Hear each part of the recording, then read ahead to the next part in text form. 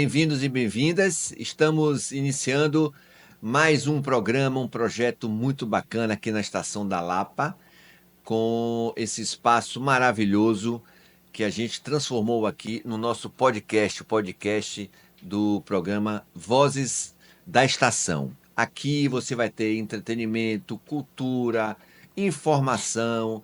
É uma verdadeira sala de aula com grandes convidados. E a gente vai estar toda semana, todos os dias, enfim, mandando essas informações, essas imagens, esses programas para vocês nas nossas redes sociais. Nosso convidado de hoje, ele já está no quarto mandato. Ele é secretário da CEINFRA.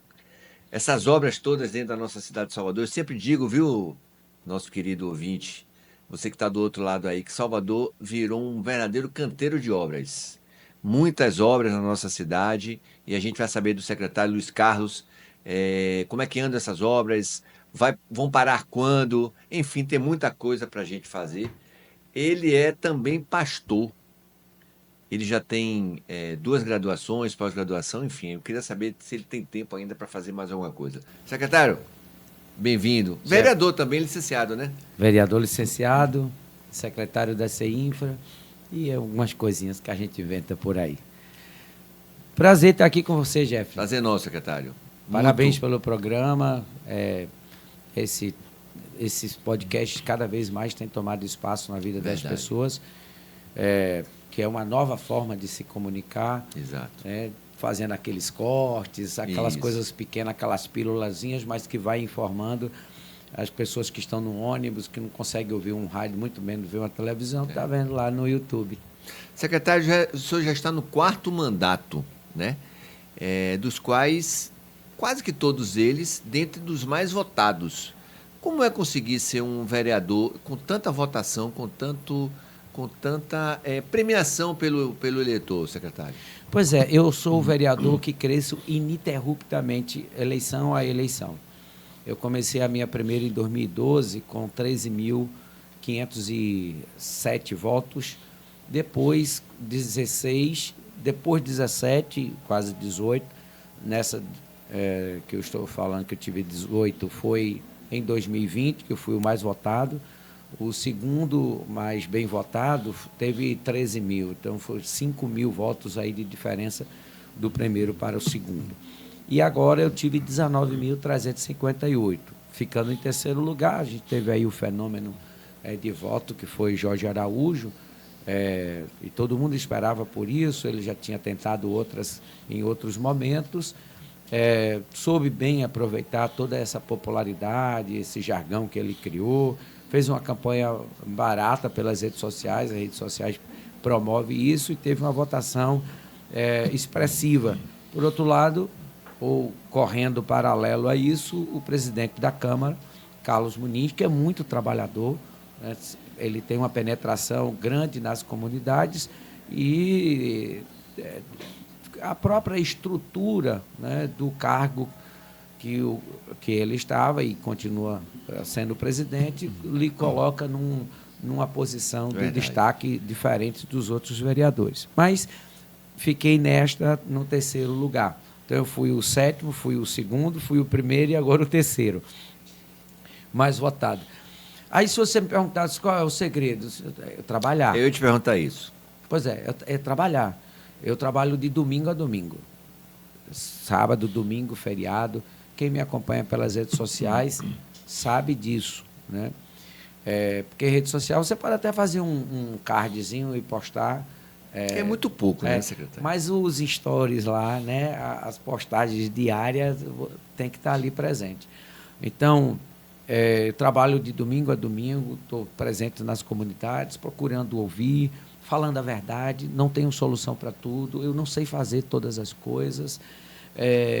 O homem tem limite, o único que não tem é Deus, mas ainda assim fica limitado à nossa fé, né? Porque Deus ele reage à nossa ação. Quando a gente age, Deus reage. Portanto, o limite de Deus é exatamente o que o homem coloca, né? Mas eu acho que é um pouco disso, trabalhar bastante, falar a verdade, estar nas comunidades, ouvir as pessoas, quando tem solução, você fazer, quando não tem, você diz, eu não sei fazer, eu não tenho como fazer. Né? E isso, às vezes, desagrada no momento, mas depois a pessoa pensa, aquele cara falou a verdade, melhor do que o outro que chegou aqui prometendo meio mundo de coisa e depois não fez. Secretário, a gente tem visto aí em várias cidades, estados, governadores e prefeitos, presidentes, colocando ministros, secretários, enfim, sem qualidade técnica, né? Que avaliação o senhor faz do seu mandato como secretário? Como é que o senhor chegou até a CEINFRA? Bom, eu cheguei na CEINFRA em 2021, a convite do prefeito Bruno Reis. Sinceramente, eu achei muito desafiador para mim. Eu tinha uma formação, né, de gestão de pessoas e de administração, tinha tido algumas experiências de gestão do partido, que eu sou presidente do Republicanos em Salvador e sou tesoureiro do Republicanos na Bahia. Coordeno algumas campanhas já há algum tempo, e coordenar a campanha parece uma coisa simples, mas não é. É você colocar uma empresa para funcionar em 45 dias, com todo o sistema de marketing, de logística, né, de pessoal. Então, é um desafio grande. Já coordenei algumas campanhas. E ainda fazer o cara ganhar, né? E fazer o cara ganhar. Então, eu tive essas experiências, mas fazer uma gestão de uma secretaria cujo orçamento, o ano passado, por exemplo, foi 1,250 bilhão, né? Onde é responsável por 90% das obras. Eu digo 90% porque as obras de escola e de posto de saúde ficam a cargo das suas respectivas secretarias, Saúde e Educação. Mas, em linhas gerais, a CEINFRA, SUCOP, SUCOP é a superintendência ligada à CEINFRA, são responsáveis, né, por 90% das obras. Você tem uma ideia, neste momento, rodando em Salvador, nós temos mais de R$1 milhão em obras recém-iniciadas e outras que já estão em fase final. Então, é desafiador. Fui para lá, peguei num período bem difícil, foi aquele período de pandemia, onde a gente tinha um grau de dificuldade grande, às vezes a gente tinha que parar uma obra por uma semana até testar todo mundo, porque alguém foi contaminado com o Covid. E aí, por exemplo, o Morar Melhor, né, que é um programa, um case de sucesso da prefeitura, vamos fazer 10 anos já com o Morar Melhor. Quando eu peguei em 2020, estava a passo de tartaruga. Por quê? Porque é uma obra que é feita dentro da casa das pessoas. Então, ou a pessoa, o morador, era infectado, ou o trabalhador, ou seja, separa, então diminuiu bastante. Mas nós conseguimos manter e fomos acelerando. Um dos desafios era fazer projeto, né? Porque se você não tem projeto na prateleira, você não tem como desenvolver esses projetos. E nós começamos, um grande desafio foi tocar esse BRT, né? Uma obra complexa, né, de longo período, com diversas interferências, com investimentos volumosos, mas entregamos. Deu certo, secretário? O senhor acha que está dentro do que estava previsto? Está legal? Tá muito bom. O BRT é muito bem avaliado para as pessoas que trafegam nessa região da cidade, ou que moram, ou que estudam, ou que trabalham.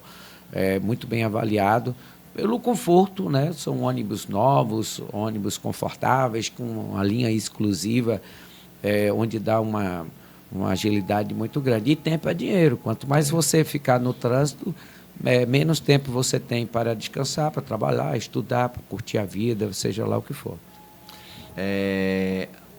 Salvador está um canteiro de obras, secretário. Se não tem a dúvida, aquela região ali do Shopping da Bahia, do Iguatemi, enfim, são vários os viadutos. Queria que o senhor atualizasse, né?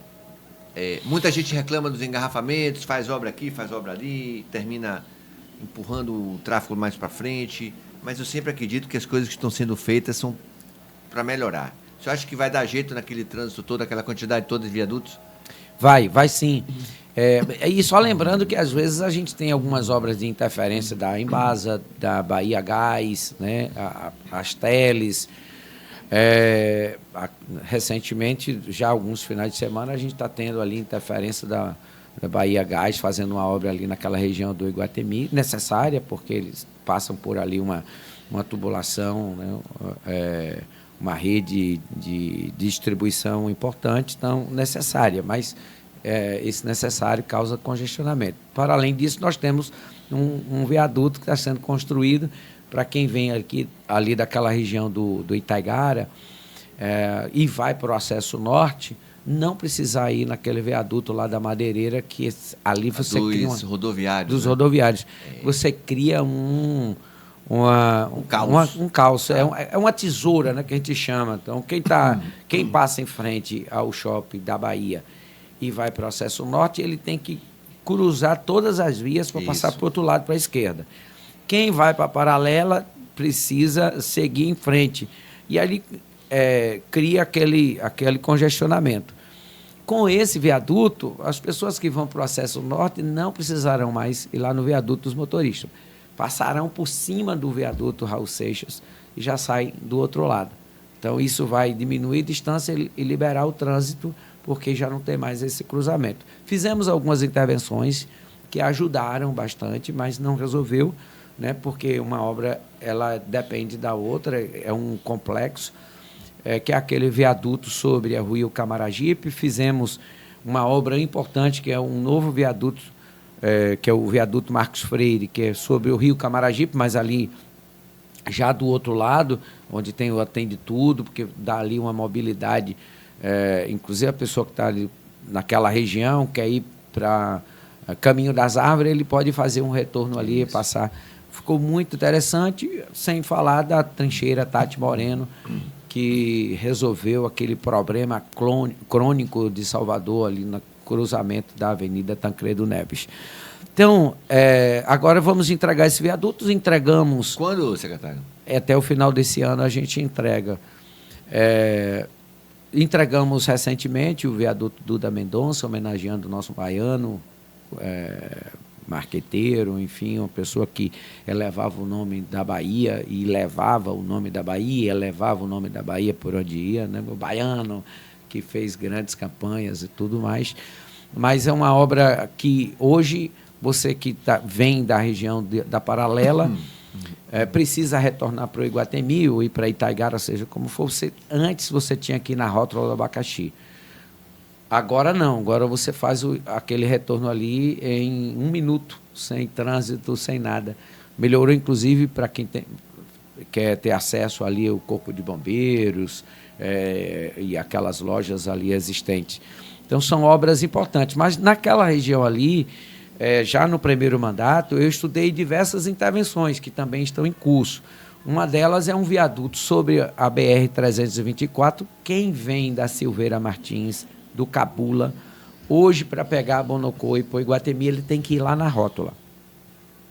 Com esse viaduto, a gente vai passar por cima da BR-324, vai ter uma bifurcação, a pessoa pega a esquerda, né, depois que passar por cima da BR, pega a esquerda que vai para Bonocô, ou para a direita para quem vai para o Iguatemi, sem a necessidade de passar na rótula.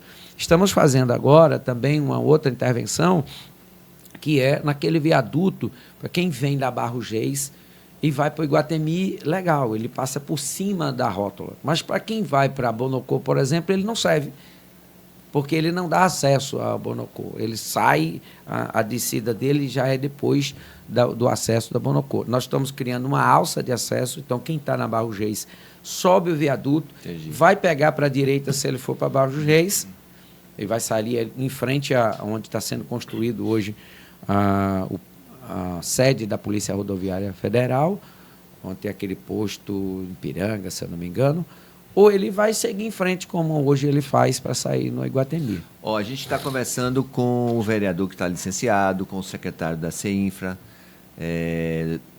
secretário Luiz Carlos, aqui no Vozes da Estação, esse espaço aqui na Estação da Lapa.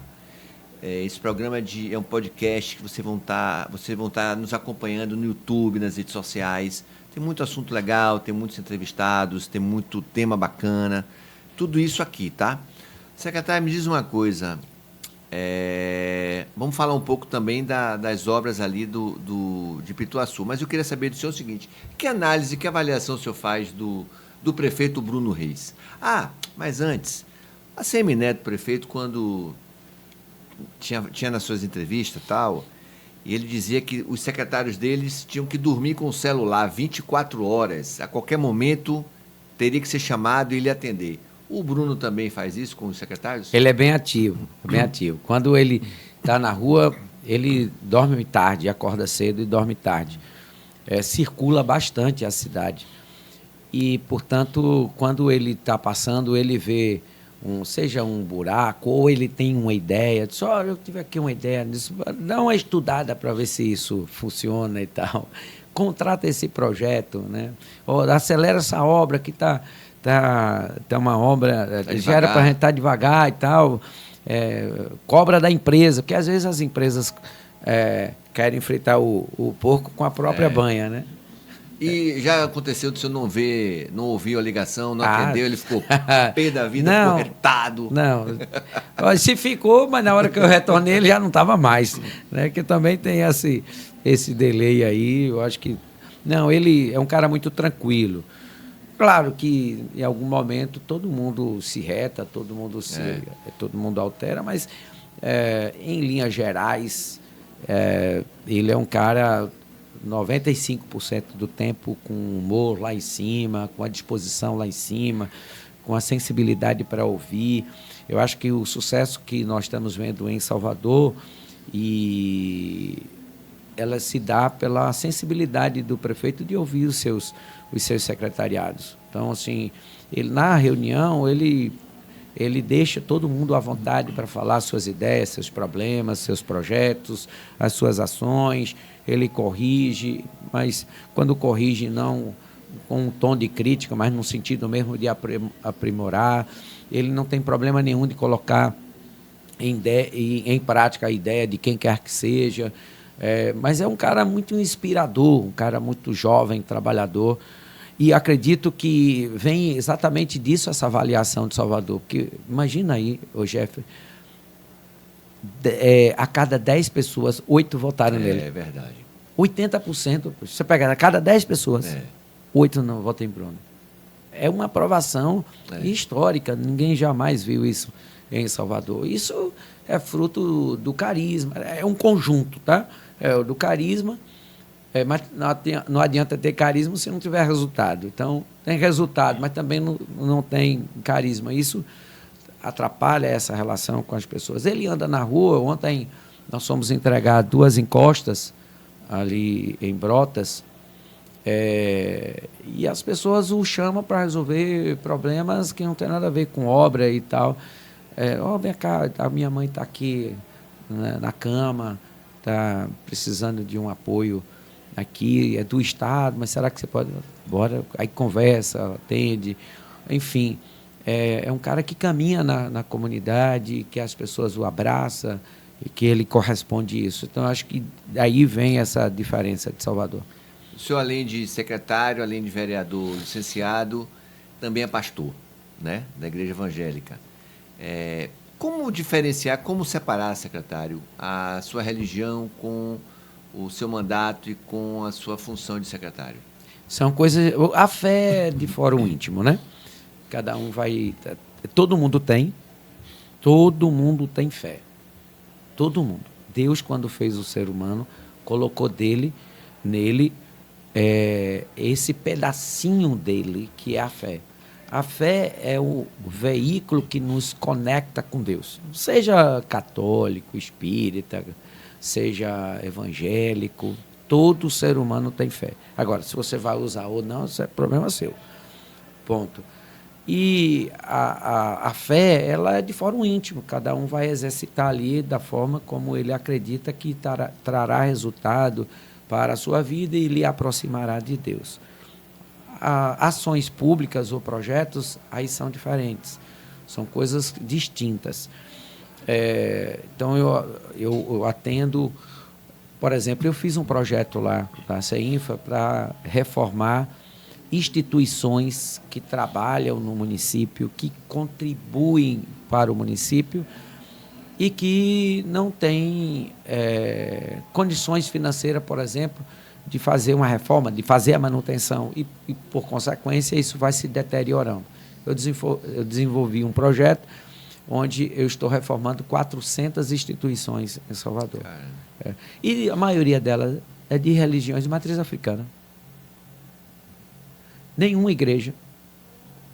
Porque, no caso dos terreiros, você tem a questão do cultural. Muito alta, né? Ô, Jeffrey, deixa eu te falar uma coisa. Só fazer uma pergunta. O senhor também acha que religião, futebol e política não se discute? Discute? Claro. Não se discute? Eu acho que discute, sim. Discute? Discute. Agora, essa discussão é com respeito, né? Por exemplo, eu posso falar e fazer defesa da minha religião respeitando a sua. E você pode fazer falar da sua e fazer a defesa da sua, porque que você está nela, e eu tenho que respeitar. O futebol, da mesma maneira. Futebol é muito paixão, né? Paixão. É paixão. Então, eu tenho que respeitar a sua paixão, a sua forma de ver, por que você gosta daquele time, por que você torce por ele.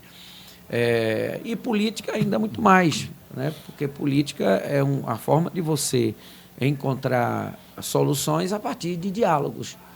E o contraponto, eu vi uma frase essa semana que me chamou bem a atenção, eu não me recordo o autor, que diz assim: onde tem duas pessoas pensando iguais, uma é desnecessária. Boa. Né? Então, assim, há também uma outra frase que diz que a unanimidade é burra. Acho que é de Nelson Rodrigues, então, eu não me lembro o autor. Mas é isso. Então, a unanimidade é burra, ou seja, todo mundo caminhando na mesma direção pode representar um grande perigo. Né? E falando dessa outra frase, que é duas pessoas pensando a mesma coisa no mesmo ambiente, e uma é desnecessária. Então, o contraponto ele é super importante na política, né? Para te chamar a atenção para algo que você não viu. Você tem uma ideia? Às vezes a gente faz um projeto com um engenheiro, o cara é professor, não sei o que lá, e quando chega lá na comunidade, aquele senhorzinho pedreiro, ou às vezes não é nada, é morador, diz: meu filho, o problema aqui é esse, e se fizer assim, vai melhorar bastante. Aí o cara, pô, é verdade, então vou aqui alterar o meu projeto, sabe? Então, e isso requer humildade, né? De você, não tenha dúvida, de ouvir uma pessoa que não tem o conhecimento científico, mas tem o conhecimento da vivência. O secretário Luiz Carlos conversando conosco, ele que é secretário da CEINFRA, ele que é vereador licenciado, já está no 4º mandato e também é pastor. Secretário, me diz uma coisa, o Brasil está dividido politicamente, né? 50% para um lado, 50% para o outro. A gente vê muita intolerância, vê muita raiva de um para o outro quando se fala de política. Você acha que isso foi muito em virtude, essa divisão, pela eleição presidencial? Foi. Nós tivemos um momento bem crítico, né? Nessa última eleição, por exemplo, presidencial, onde ficaram definidos lados e um não tem o respeito para a opinião do outro. Né? Isso ficou muito acentuado. E isso vem se mantendo. Né? Acho que Lula, o presidente, usou muito do discurso de pacificação, mas na prática, como é que eu vou, por exemplo, suponhamos que eu venho aqui assumir esse pódio, você tem uma equipe aqui, ok? Aí tem uma divergência até eu assumir esse espaço aqui, depois quando eu assumo, não, agora a gente vai pacificar falando mal de você. Nós vamos pacificar porque Jeffrey é um descarado, é um descarado. Descarado não, um saqueba. E aí, há pessoas aqui que gostam de você. Como é que eu vou me juntar a eles falando mal de alguém que eu gosto? Certo? Então, assim, falar e depois provocar o outro que gosta de Bolsonaro por razão que a gente não vai discutir, não é falando de pacificação. sabe? Aliás, tem uma frase de Milor Fernandes que eu acho muito interessante. Ele diz assim: democracia é quando eu mando em você. Quando você manda em mim, é ditadura. Então, você fala de democracia quando você está no poder. Aí, quando você sai, diz, não, isso aí é ditadura, né? Então, não dá. Mas acredito que com o tempo, embora isso foi também... Nada é tudo 100% ruim, não, Jeffrey. Eu acho que com isso, de alguma maneira, acendeu o interesse das pessoas de participarem da política. Porque quando está tudo muito calmo, as pessoas não se agitam. Então, agitou bastante o Brasil, a população, no sentido deles participarem da política. Achei que isso, nesse aspecto, é muito positivo. Secretário, a gente sempre tem um propósito na vida, né? Então, o senhor hoje tem várias funções, trabalha 24 horas por dia. Qual é o seu propósito? O que é que o senhor deseja do político Luiz Carlos? Deseja ser um futuro prefeito, um deputado? Vai continuar sendo vereador por vários mandatos? Qual é o seu propósito, o seu planejamento em relação a isso? A gente que está conversando aqui com o secretário Luiz Carlos, aqui na Lapa, na Estação da Lapa, aqui nesse projeto arquitetônico tão bacana. Pedro, um abraço para você. O nosso querido Calfinha, que eu já conheço há muito tempo, a Vanessa, ao nosso querido Zilnei, enfim, uma equipe massa aqui, que eles foram responsáveis por essa ideia tão legal de fazer esse podcast. E aí, secretário, o propósito do político, do ser humano, Luiz Carlos? Veja, eu não sou candidato a deputado. Quando eu demorei a aceitar o convite de Bruno nessa segunda vez, a gente começou a conversar em dezembro, terminou em fevereiro, porque eu estava analisando se sairia candidato ou não. E isso eu teria um tempo de permanência muito curto, relativamente curto na CEINFRA. E eu gosto muito de entregar aquilo que eu me comprometi. Apesar de que o serviço público tem isso, né? Um vai plantando e o outro vai colhendo. Você deve ter continuidade. Mas a decisão foi não ser candidato a deputado estadual. Eu tenho no meu grupo 2 deputados estaduais que eu apoio, que é José de Arimateia e Jurailton. Portanto, se eu sair candidato, eu atrapalho ou um ou outro, ou quem sabe os 2, ou talvez os 3. Né? Porque eu pego um pedaço, ao invés de eu ajudá-los a se reelegerem, eu pego um pedaço de voto de um pedaço do outro. Naturalmente, porque dentro desse bojo aí tem pessoas que gostam e votam em mim. Então, diante dessa decisão, dessa análise, eu tomei a decisão de não ser candidato. Tenho 2 candidaturas para deputado federal que eu apoio, que é de Rogéria Santos, que foi secretária, vereadora, e hoje deputada federal, e de Márcio Marinho, que é presidente do meu partido, meu amigo há 25 anos, pessoa pela qual eu tenho grande respeito, admiração, grande respeito. O mesmo homem que eu vejo na tribuna é o mesmo do púlpito, é o mesmo do escritório, é o mesmo da casa dele, é o mesmo dirigindo o carro. Ele não perde 5 minutos para articular qualquer coisa que desarticule alguém. Ele constrói projetos, né? Ele não o convide para participar de qualquer articulação que venha prejudicar alguém, mas sim que vá ajudar alguém. Então, ele assim, é sua referência, secretário? Politicamente, sim. Politicamente, né? Sim, politicamente, sim. É um cara muito centrado, muito trabalhador, tem um trabalho fantástico. Então, assim, eu o apoio. Então, eu vou concentrar minhas energias em fazer a gestão, apoiar esses amigos que concorrerão. Estou satisfeito onde eu estou, no sentido de que estou dando a minha contribuição. No mais, Jeffrey, eu acredito muito em Deus, e na hora que Deus achar que deve ser assim, galgar um outro espaço, ou não, voltar para a minha atividade fim, que é ser pastor, que é pregar, para mim está tudo certo. O importante, Jeffrey, é a pessoa estar dentro dos planos de Deus. Isso que é importante. Né? Porque se tiver... tem a história de Moisés, né, que sai do Egito, tirando aqueles 3 milhões de pessoas da escravidão. Ele disse em determinado momento: se o teu espírito não vem comigo, então não me faça sair desse lugar. Então, ou seja, eu quero estar onde o Senhor quer que eu esteja. Eu acho que esse é o grande lance. Secretário, a gente está aí com a campanha da prefeitura, falando muito das chuvas, né? As chuvas estão aí para chegar. Como é que Salvador está se preparando e como vai estar preparada para o inverno? A gente também vê muitas encostas aí sendo feitas, né? Salvador realmente precisa estar fazendo isso o tempo inteiro.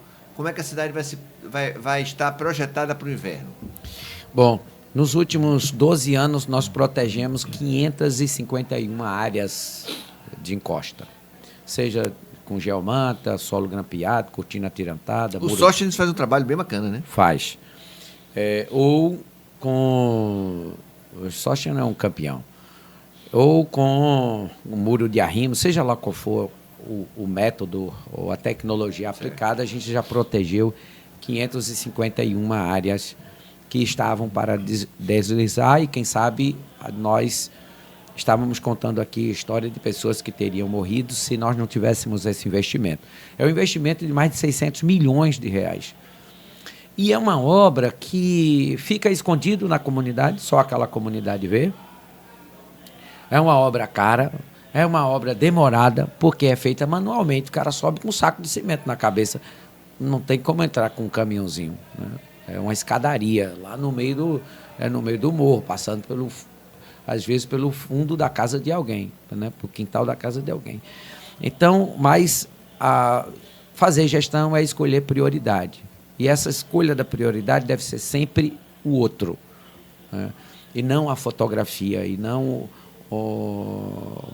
a imagem que vai sair, ou o nome na placa, que a obra é onde todo mundo passa. Então, a gente tem investido muito nisso. Temos investido também, nesse momento, nós temos quase 30 milhões sendo investido em drenagem, né, para evitar alguns alagamentos. Impossível de evitar 100%. Não tem uma cidade no mundo que não sofra com alagamento, porque é natural. Você permeabiliza o solo com o asfalto, certo? E você vai mudando o curso da água, né? Você tem galerias, por mais que você faça galerias, você faz uma galeria.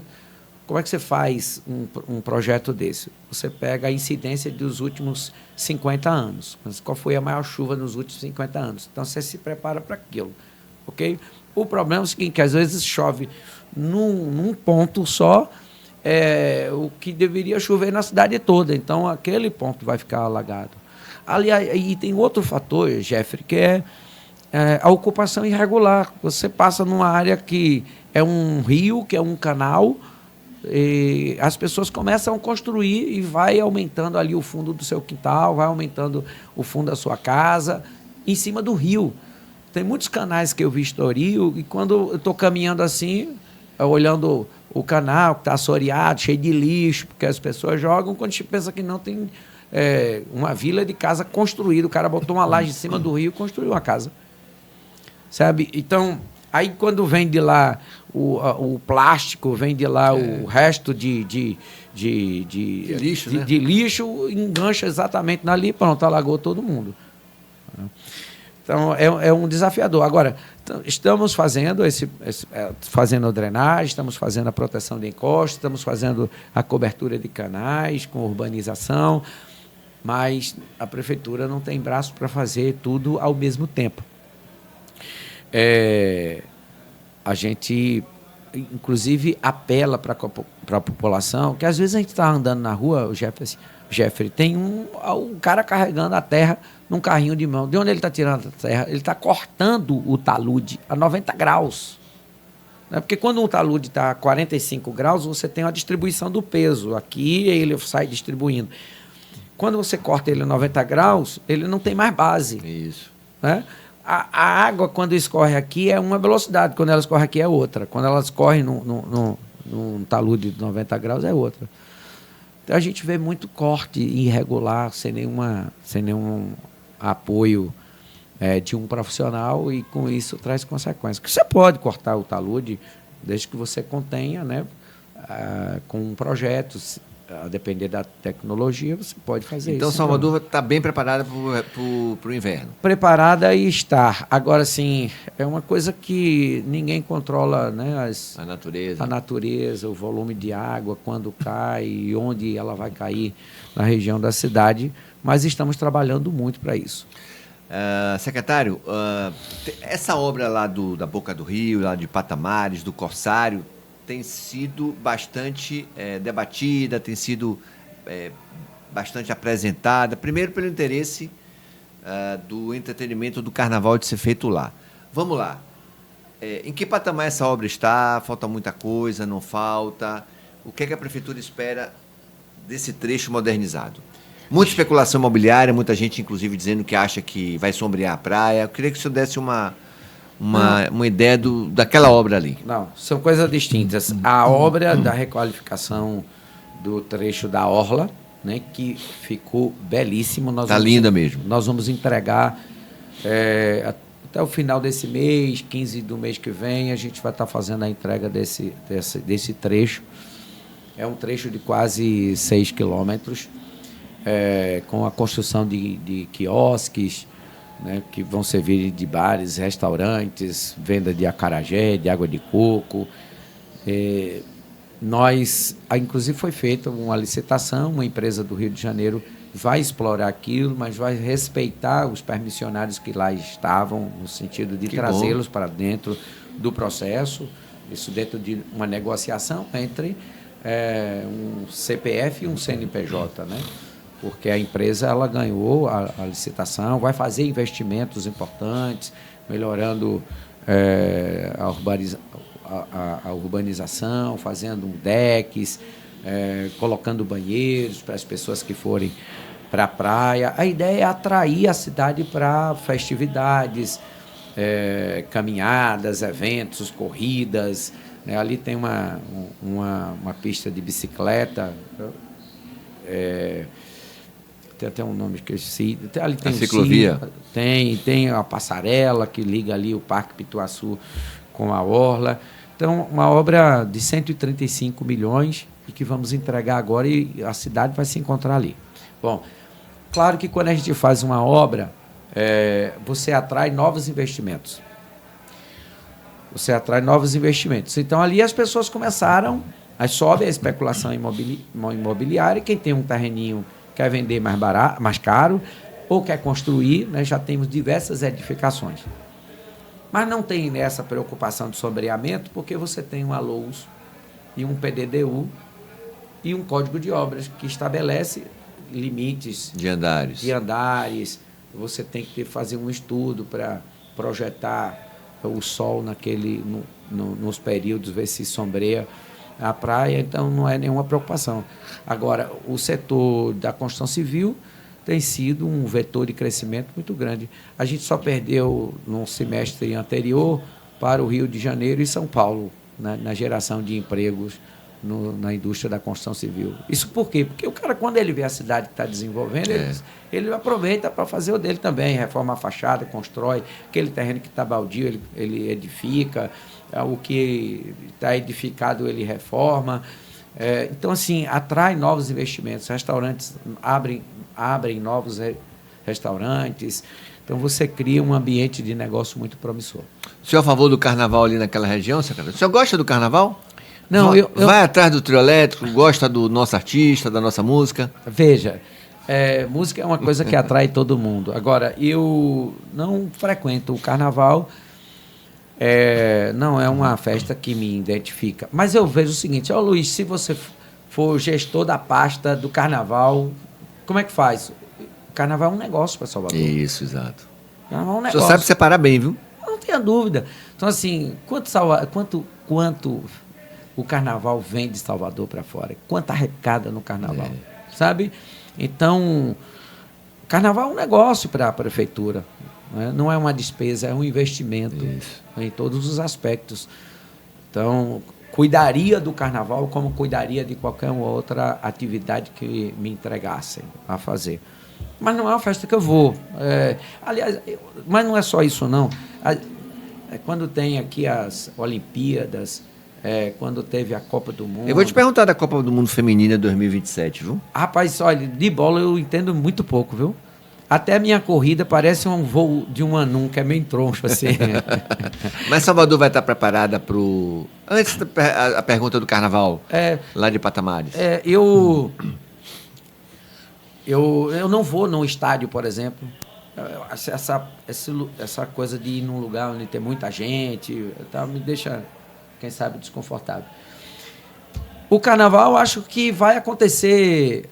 Houve uma resistência, né, sobre a transferência do carnaval. Eu acho que não vai acontecer uma transferência. Opinião minha.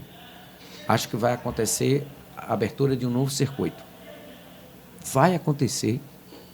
E aí você vai ver que vai faltar espaço para trio ali, porque todo mundo vai ver que vai ser um sucesso. Ali tem espaço para isso? Tem. Fantástico. Claro. Agora não pode abandonar a Barra. Também acho que não. Acho que você tem uma questão histórica aqui, onde as pessoas estão acostumadas e tal. Agora, a gente precisa incentivar aí o setor hoteleiro, porque falta hospedagem. Falta hospedagem. Hospedagem. Agora, 2027 vem aí a Copa do Mundo Feminina de Futebol. O Salvador vai ser uma sede. O que está previsto aí de futuras obras para atender o turista, que não tenha dúvida nenhuma que vai ser um grande sucesso? Salvador está preparada para receber. Você conhece bem a cidade. Os pontos turísticos foram todos requalificados e outros estão em construção. Nós fizemos novas vias, ampliamos os modais de transporte. Então, Salvador está preparado, o povo pode vir para cá jogar bola, que a gente já está batendo aqui um bolão. Secretário, muito obrigado pela sua presença. Que avaliação o senhor faz do prefeito Bruno Reis? 10. 10, porque esses dois, dos 10, dos 8, né, que votaram nele, ou seja, 80%, esses 20% é muito mais ligado a questões ideológicas, políticas, do que se fizer porque se fizer uma avaliação de fato da gestão de Bruno Reis, vota nele. A vice Ana Paula é uma grande candidata? Acho que sim. Ela já tem 2 mandatos aí de vice, vai cumprir agora 2 mandatos de vice, passou por pastas importantes, como a Sempre, como a Saúde, né, um gigante, e agora está numa pasta que tem a responsabilidade de tocar o turismo de Salvador. Então, ela é preparada, né, tanto do ponto de vista técnico como do ponto de vista de experiência, tem uma boa relação com todo mundo, com todos os políticos, com todas as lideranças. Eu acho que é um grande nome. O secretário Luiz Carlos é um bom nome? Seria um bom nome? Essa avaliação eu não posso fazer, não. Acho que é o povo que tem que fazer. Eu só sou uma pessoa comprometida com aquilo que faço. Então, aquilo que me der para fazer, que me derem para fazer, eu vou fazer com toda a dedicação. E aquilo que eu não souber fazer, eu vou buscar com todo o empenho esse aprendizado para entregar, porque é isso que as pessoas esperam de um político. Muito bem, finalizamos aqui a edição com o vereador licenciado, o secretário da CEINFRA, uma pessoa de 4 mandatos, e vem muita coisa boa aí, atualizando você que está do outro lado aí. Esse é o podcast Vozes da Estação aqui na Lapa. Quer visitar a gente? Pode chegar. Ó, tem sequilho, tem água, o café também vai estar chegando. O senhor foi bem servido aí, secretário? Fui. Eu até fiz um pedido ali, eu acho que vai chegar. Vai chegar. Um abraço, obrigado a toda a nossa equipe de produção também. A gente se encontra durante toda a semana aí. Valeu!